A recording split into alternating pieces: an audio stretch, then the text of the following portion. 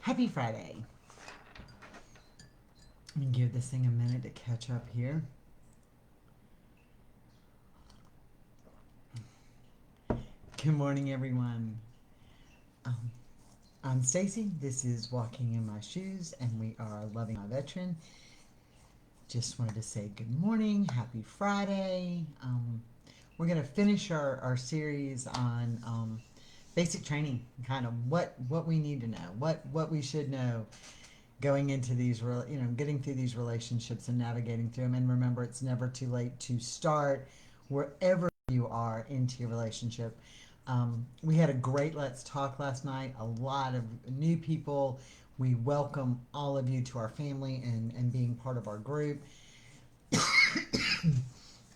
Just had some powerful conversations, lots of laughs. It was nice to see. So if you've not been part of our Let's Talk before, please join us again. Morning, Sunny. Morning, Sarah. So we're just going to kind of wrap up where we are, what we've accomplished in learning some basics. I'm gonna spend the rest of this weekend working, and which I'm probably not gonna make Carl happy, but I have some plans in my brain, and I got to get them accomplished this weekend. So if you haven't signed up for the newsletter, please do so. We're going to get that out this weekend. I've got some things coming up that just need to be shared with everybody. So here we are. We're finishing up what they didn't tell us. What we kind of needed to know, our basic training, because I still believe, I'm a firm believer that the missing link is from discharge. They don't include family.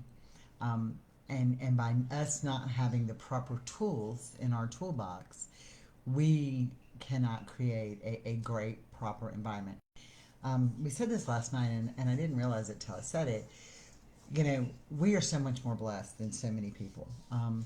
You have to remember, and I think that we all forget this sometimes, that most marriages fail. I mean, like 40%, 50% of all marriages fail. Good morning, Melissa. Of all marriages fail anyway. The fact that we're all here means we're more committed than the other. And there's not a great statistical difference between being the spouse or in a relationship with somebody with PTSD, combat PTSD, and a regular relationship. So in that statistical number of marriages that fail. And I thought that was a very interesting statistic to look at. So we are well ahead of the game because we're all here and we're all saying, hey, we're going to fight. We're going to make this work. We need the tools. We need to develop our plan to make this relationship work. And most relationships don't have that. So don't ever see that as a failure. Always see that as a success. Always see that as a success. Basically, we're going to wrap up. You're going to hear me re-talk about things we've talked about 100 times probably, and probably way more. Good morning, sunshine. Um, Here's the deal. Self-preservation. Most important thing we can do is learning to become ourselves. Good morning, Sue, Colleen, Stephanie, Melissa. We have to learn to become ourselves. I don't care if it's in the PTSD relationship world. I don't care if it's in a regular relationship world. I've said this before. When my 75-year-old mother can make her 54-year-old daughter feel like I'm 13. She's got some superpower, okay? And I have a hard time being myself when I'm around my mother. I have to be her 13-year-old daughter. And we have to stop that. We have to come into who we are, be confident in who we are, self-preserve who we are. That is a key to going forward in our relationship with our veteran, in our relationship with anybody, in our relationship with our boss at work, in anybody. We have to become confident in who we are. Finding yourself, your self-preservation. Going back to those rights that we all have. Those rights that we have the right to say no, we have those rights. Finding you is important. That is critical to moving forward. And we don't find us. And we don't use our voice. And as a result, we take on way more, and I'm going to use Stephanie's thing from Wednesday, we literally put on the cloak of shit. Okay? We take on their shit, we take on our shit, we take on our family shit, we take on work shit, we take on society shit. We put on this cloak of shit because we think we can handle it all, and we really can't handle it all. We cannot handle it all. And in the midst of all this, we are so lost because we're buried in this pile of shit. So unbury yourself, take care of you.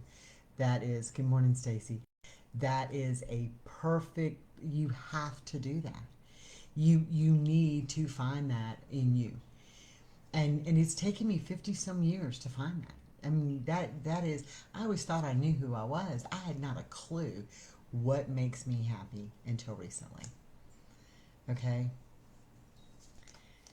Babe, we can talk after if you need to, Stephanie. We can talk after if we need to.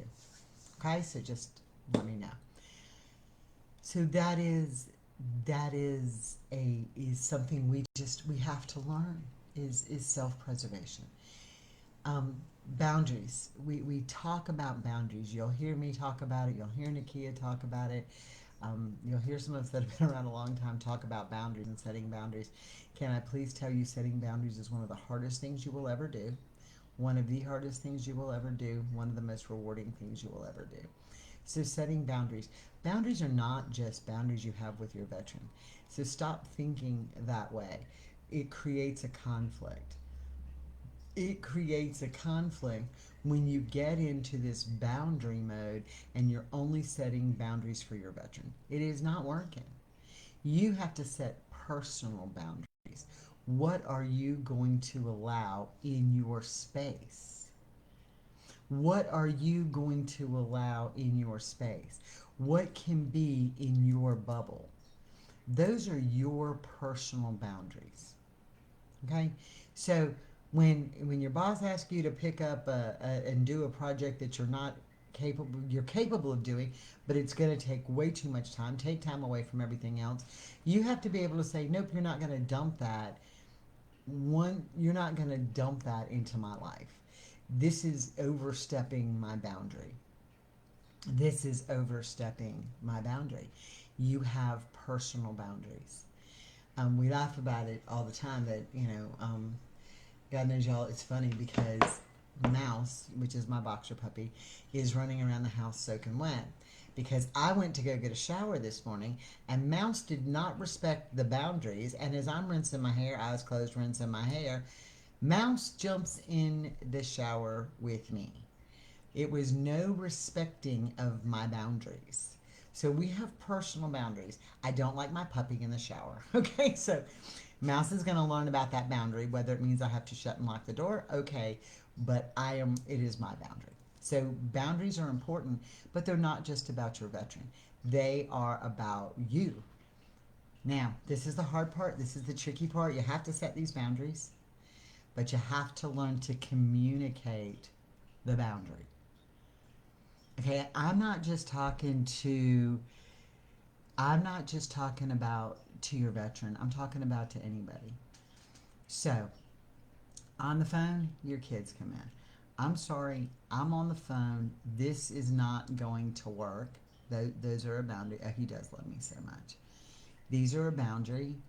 My mother set up a boundary with us a long time ago. Don't call her before 9 o'clock because she sleeps late. Right? So she doesn't want to be called before 9 o'clock unless it's an emergency. That's a boundary. She set it up. It was very clear. Don't call me before 9. Right? Carl's boundary with me is you can give me a kiss and tell me you love me, but don't have a real conversation with me till after I've had coffee and a cigarette. That is a boundary. We learn that in communicating with each other. I know that sounds weird, but that is a boundary. I can't just dump on him first thing in the morning and he's not even ready to process it. So that's a boundary he sets. Boundaries are very important, but you have to communicate them. People don't read your mind. Okay, so when you're setting your boundaries, communication is key. People don't read your mind. And Melissa was a prime example of that last night. God, I love you, Melissa. She set a boundary for her son moving back in. You got to have a job. She didn't bother telling me he had to have one that had workers' comp. He got a job. He just, he's a kid. She wasn't clear, and she was laughing about it last night. You have to be clear. When your expectations are you're setting your boundaries, that goes into communication. You have to be clear. Okay? You have to be clear in that communication. You have to be concise in that communication. You can't be wishy-washy. And once you set the boundary, you got to hold firm. That's the hardest part of setting boundaries, is holding firm to that boundary. It is so easy for me to say, okay, y'all, I'm doing Loving My Veteran till 6 p.m. Eastern Time, except on Thursday nights, which I typically do. Um, After 6 p.m., it kind of becomes mine and Carl's time. Well, I have become personal friends with some of the people in this group, and we don't talk about veteran stuff. We talk about our personal stuff. And it's funny because people are like, well, aren't you crossing your boundary? No, I don't talk about this after this time unless I choose to. This is my boundary. And so it is so real when it comes to setting those boundaries. You just have to be really good at drawing that line and not fluctuating, because if you let them do it, and I'm not talking about your veteran, if you move that boundary one time, then how does anybody know what to expect? Be concise, be clear. If you're going to change your boundary for a one-time event, make it known. Be clear on that. You know, I don't typically do this after this time, but we are going to have a special meeting tonight. Or I typically don't, it's okay tonight only, or today only. So be clear in your change of that boundary. That is important going forward when you set your boundaries. Next thing in setting boundaries is set them small, set them close to you, and you can move your boundaries out. One or two things at a time, one preferably, and have that done. When Carl and I first started talking, and we had to create boundaries. Yeah, and it was not good till we created our first boundary. And I had this list. I am the list writer, right? So I had this list. It probably had 50 things that I wanted to change. You don't need to do this, and I don't want you to do this, and I don't want you to do that. I mean, I vented it, and you need to vent your list. And then I had to go back and look at that list and say, okay, what is my absolute one thing I cannot have? One thing I cannot have. What is one thing? So, y'all, I had this speech all done. I had practiced it for days. It was eloquent. I mean, like, I could have stood up and did an inauguration address with this speech, right? It was loving and kind and rah-rah, and by the way, don't do this, and I love you, and you're the best, and it was just perfect. I worked on it a long time. I went to bed that night. I got up because I knew when I was going to have this conversation. I was going to have it in the morning, because that's when he typically can talk to me well, is in the morning. After his coffee, at least one cup, and after a couple cigarettes. Don't try it before, because I know it won't work with him. He's just like crabby. So I don't do that. I at least had learned that much going into my first real conversation with him. So I had done this boundary thing, right? And I was going to come at him and say, okay, look, this is the boundary we have to set, and I need this, and you can't do this. This is like my hard limit, and this is what's going to happen. Well, I thought about it that morning. I'm like, whoa, whoa, whoa, whoa, whoa. I had to take my eloquent speech and throw it in the trash. Because if I approached him that way, he was going to shut off and get defensive. It was never going to work. So I flipped it around to him and I said, look, hon, we need to talk. They know, y'all, they're not dumb, okay? So they know when things are explosive, or when you're not communicating, or when this stuff is going on, or when they're getting triggered. They know. So instead of me coming at him with, this is my boundary for you, I said, hey, babe, what is one thing that I do that triggers you? One thing. And I made it clear. We were only discussing one thing apiece. What is one thing? And it was yelling. And I was like, oh, God, that ain't going to work. I am the yeller. This is going to be tough for us, yelling. And I'm like, so I had to listen. And I really had to listen to him about the yelling. And after he finished, I said, okay, this is mine. And I'm going to tell you now, Carl has never physically abused me, but I came from a really abusive situation in the past. And I said, I'm going to tell you now, in these bursts of anger, if you physically lay hands on me in anger, we're done. And he had never done it, but that was just a fear. And of course, when you're first reading and you're in groups and you're listening to this, y'all, and the preconceived idea is that everybody with PTSD is this violent person. You're going to walk around with black eyes and broken bones consistently and all the time. And that is not always true. I mean, come on, let's be realistic. But that was a boundary. And so we worked on those. We worked on just that. Me not yelling, and him, when he snapped, not getting explosive in my face back because of that fear. And we worked on that for a long time. But that was the very first conversation we had about boundaries. And that's how we approached it. Because I knew that if I came into him with the you're doing this wrong and you're doing that wrong and you're doing this wrong and you're doing that wrong all the time, right? It was going to just totally trigger him and be in a bad situation. So that was how what worked for us, and that's how it communicated and worked for us in our very first set of setting boundaries, and that was the first boundary I set. And from there, things have just blossomed, and we've learned to communicate, and we've learned to come up with good boundaries, and we've learned to don't. What do I do instead of yelling?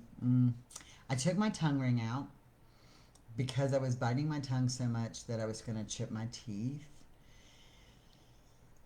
We are now to a point that when we see ourselves, either we see ourselves escalating or the other one sees ourselves escalating, we kind of do what Nakia said. We just don't necessarily go stop, because if I put my hand up in Carl's face and say stop, it's not going to be good. And we both kind of say, calm down, calm down. Or he'll say to me, hey, you're getting hangry. That's a good word for him to say to me. But I had to learn, and so it was just a lot of practice. And I'm going to be honest, it was a lot of practice. And when you get into this yelling, and it's funny now that I can look back on it, you get into this yelling, and what you find is what you put out is what's projected to the room. Okay? What you put out is what's projected to the room. I will yell, and Carl may be mad, and he may be angry, and we may be in the middle of something, and he may even be into where he is in a PTSD snap moment. And it's very rare that even then he yells. His body language changes, and he gets very defensive. Okay, and he'll slam things down. But as far as raising his voice, it doesn't typically happen till I raise mine. The very first time that he raised his voice at me and started literally yelling at me, he was like a drill sergeant in my face, and like the spitting and the red face, and I was like, and that kind of made me stop. So it takes a lot of practice. It takes a lot of practice. And when I find myself yelling, I just have to look at him and say, I need a minute. We'll finish this in just a minute. I have to bring myself down, because I find myself yelling at you. Okay? And see, Sonny, you're so great. I wish you would do a whole class in this not yelling, because I don't have time to tell myself shit. When I get in that mode, I don't have time to say, I don't think about how it's going to affect him. I don't think about how it's going to come across. I don't think about anybody else. I do love him, but by that point, I am so bad and I'm so horrible that it is like vomit and vile and yelling, and it is the way it is. But I have learned to come way down in my volume. Way down in my volume. What is it? You're not trying to change him. Okay? You are not trying to change him, Stacy. Your boundaries have to be your boundaries for what you are going to allow in and out of your bubble, and it is self preservation. Here's the deal: you can set your boundaries, and he doesn't have to change to meet those boundaries. If he doesn't change to meet those boundaries, then you have to do something different. Okay, so if your boundary, like for us, if the boundary is, I'm not going to let you explode on me, right? And we're not going to get into this like this anymore. And if you're going to continue this, I'm going to get up and walk away. And I have. I've gone for a ride. I've walked outside. I've done this because I'm not allowing that into my space. I can't change how he reacts. I can't change that. I can change how I react to him. So when you're setting your boundaries, you have to be very clear in them, and you have to know that you have to be the one willing to not allow that into your bubble. And that takes time. Um, Defending ourselves is not a great situation. I'm Sarah's right now on the now. It's not a great situation, but I'm going to tell you, this goes back to learning what you need to learn about the PTSD TBI mind. When they trigger, please understand, I am not a firm believer that PTSD totally controls your life. TBI is a little different, it's a lot different, but PTSD does not completely control your life. When they trigger, they set off a place in their amygdala. It is a physical change in the body, and it creates that fight or flight. And so they self protect, and a lot of times they get defensive and they say really ugly things. Okay? We also have our own traumas and our own baggage, and we defend ourselves. The problem is that neither one of you, come on, we're all here. We love each other for a reason. Okay, so it's not about defending yourself. First of all, you have to understand that when we get, and Carl's really good about understanding that when I get to that vomiting place in my life and I'm spewing all the uglies, it's not really him. It's taken him a long time to understand that's just me and being a bitch, and that's the weapon I fight with is my words. So we've had to learn that, and I've had to learn that when he says things to me, they weren't where they're and I'm telling y'all, we went through some ugly words, okay? We went through some ugly words. The C word to me is like the most horrible word on the planet, and I've been called that. I also acted like that. And you have to go back and look at that afterwards, but it does. Something is like, instead of trying to defend myself, I just state the facts and I ask them if what I'm saying is true, um, as if they see it. They're more likely to talk rather than argue, and that's true because most of it is in perception. Perception is in the way you take it. Texting, if I have something really important to say to you, I'm not going to text you because you don't get a tone, you don't get the feeling, you don't get the emotion. And when somebody says something to you, if it offends you or it motivates you or whatever, you hear the first part of it and you turn the rest of it off. So you don't hear all of it. You turn the rest of it off. So we found that through our communication, this was after we started setting boundaries, because boundaries and communication go hand in hand. You got to know what boundary you want to set, but you have to be able to communicate it. When we found through communication is we will repeat it back. Like if I get offended by something he says, I now say, hold on, hang on a minute. Did you mean that? Because this is what I heard. Okay?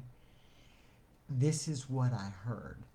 And he will come back and say, but that's not what I really meant. I meant in this. I talk in snippets, so does he a lot of times. But I talk in snippets because my brain just works that way. I'm like, yeah, I'll be doing something and then something else comes up and I snip it to that and I go to this. And I think women typically tend to do that from our multitasking thing. And he'll hear part of it and not put it all in the context it was meant in. I love you. But Jason also has the TBI that needs the written word, the written reassurance. And again, whatever works for you is you. We're just putting out communication. How do you communicate? But I do ask him back. That's what I heard, and he says to me, "That's what I heard." So we've stopped the just taking what we've heard and reacting, but that's taking time. I'm telling you, you're not going to wake up in point A in this journey and end up where Nakia is overnight. That doesn't happen. Okay, it doesn't happen. It is a journey, and you're going to find those victories, and you're going to get more and more excited about them, and you're going to get better and better with them, and you're going to be like, oh my gosh, this is really working. And what works for me may not work for you, and what works for Sunny may not work for me. Girlfriend doesn't yell. Okay, she doesn't yell. You'd have to cut my tongue off. I'm just saying. So, but that is what works for her, and that's how she is, and you can't change that. So that is a thing. We do need an in-person workshop. We can do them even virtually, Sue. I mean, we can do. We really want to. We're going to break that out. That's one of the things that I'll talk to you about that in just a minute when we get done here. We want to relook at some of our direction and um, where we're going, and what we can do to better serve our community, our family here. Um, and I'd love to do in person, and probably in the next couple months we're going to be able to travel and do some in person. Makes me excited with what we have coming on in the future. But I do agree. I think we need to do some boundary stuff, and you can even do it in Zoom as long as we keep all the other stuff out and we stay on topic. So we can talk about that in just a little bit. I'll text you guys, message you guys in a few. So I think that's kind of where we've learned where we have to be. We also have to remember their warfighter mindset. It's never going to go away, y'all. It's never going to go away. It's never going to go away. It's never going to go away. If you don't want to be married to a warfighter, sorry, that it's never going to go away. So we become warfighters with them. We become their battle buddies here.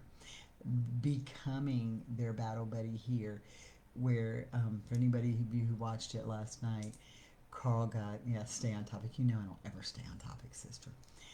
Carl got very, very emotional about his battle buddy last night, because we will never have that relationship with them, that trust and that complete honesty, and knowing that your life is totally in their hands and their life is totally in yours is really, really hard. And I'm dying, Sue. I'm dying.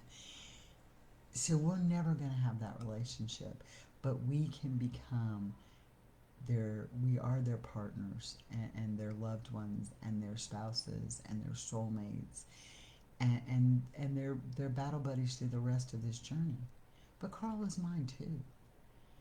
We tend to focus on they need help, and they need this, and they need that. The truth is, we're all broken in some way too. We are all broken in some way too. And they become that person that we want to be there to fight in our corner with us, for us. Sometimes Carl fights with me, sometimes he fights for me. Sometimes he says, hey, this is your battle, and he pushes me out in the middle of it all by myself. But that is learning to redevelop that mentality, and understanding what they go through, and letting them understand what we go through with positive communication. It will happen. It will happen. We've done our basic training. We need to really start honing in, and I think that Sue was really good on the boundary thing. We need to start honing in on those A schools. Now that we have our basics, let's really start focusing on fine-tuning, refining. Let's keep going forward, because that's what makes this journey better and better every single day. Every single day. Unfortunately, I put Carl in a place last night when we talked about his battle buddy.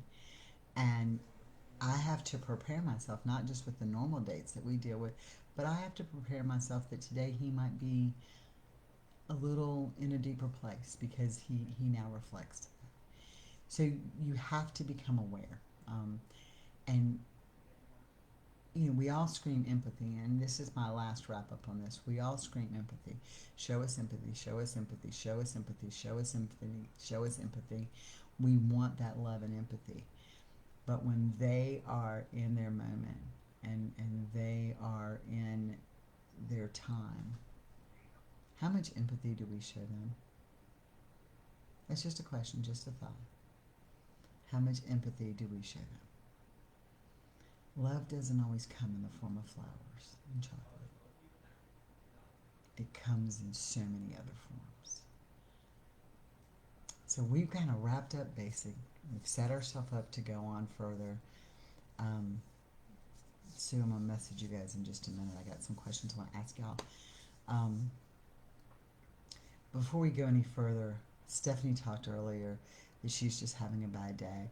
Stephanie, please message us on the page or message me personally, Stacy, and we can talk if you need to. Do whatever to kind of get you through your bad day. All right, y'all. Have a great weekend. I know I want the flowers too, but I've decided that I'm going to plant my own. Actually, he buys them for me on occasion. Shh, don't tell him I said